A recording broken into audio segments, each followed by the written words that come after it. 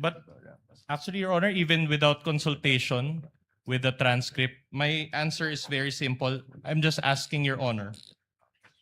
My question, I'm sorry, is very simple. My only question is, does he know for certain that these statements or any part of this statement happened in real life? Your Honor, nabasa ko po rito sa copy ko, yung nandiyan dyan. So do you confirm that the statements were made by the Vice President, Mr. Witness? It's here in the transcription, Your Honor, yes. No.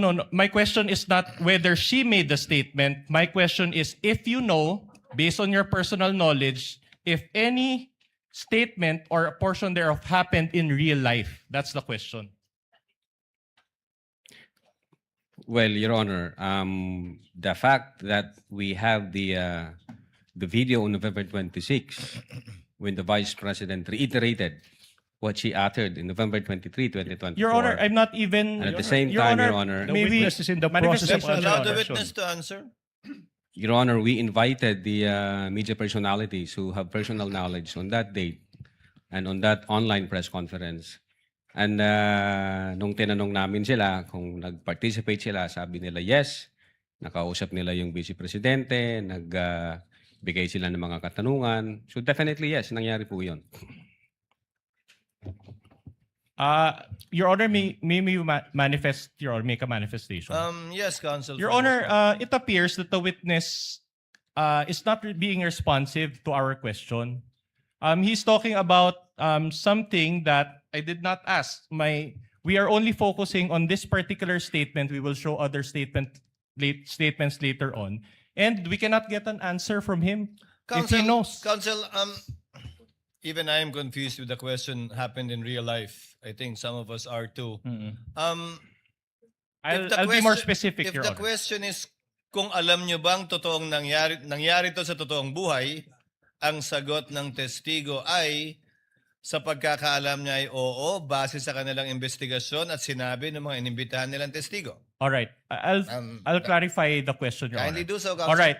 In this statement, for example, the Vice President said, there were threats to my life inside the Batasang Pambansa. Are you confirming that? That is within the All right. transcription here, sir. Now, my question to you is this. Did you investigate those threats Objection, to VP Your Honor. Sara's June? Okay now.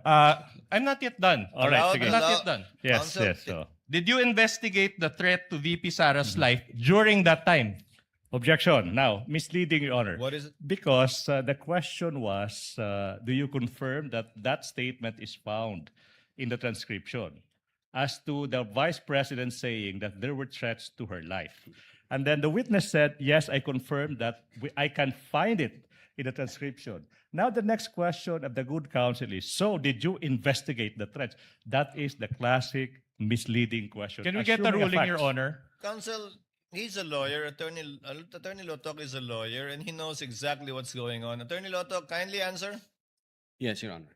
What's your answer? What's the question, sir? The question is, she mentioned there about the threats to his life. My question is simple. Did you investigate the threats to VP Sara's life during that time? You mean during the live stream, sir? During that time, correct. That during that live stream, she mentioned that there were threats to her life. Well, based on our investigation, nangyari yung live stream between 11 p.m. 22 to 1 a.m. 23.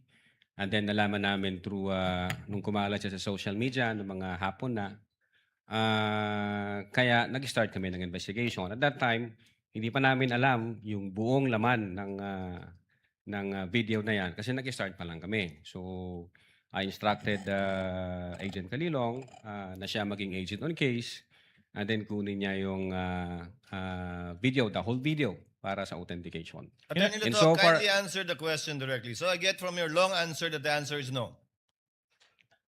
Specifically at that live stream moment, no, sir. Hindi pa That namin was alam the yun, sir. question of Attorney Binluan. If you investigated at that time, so the answer is no. Yes, sir. Okay. But- Please proceed. But later on, you said you did an investigation. So are you admitting that there were threats to the life of VP Sara? Precisely, that's the reason why we sent a December 2, 2024 letter for VP Sara to shed light on our investigation.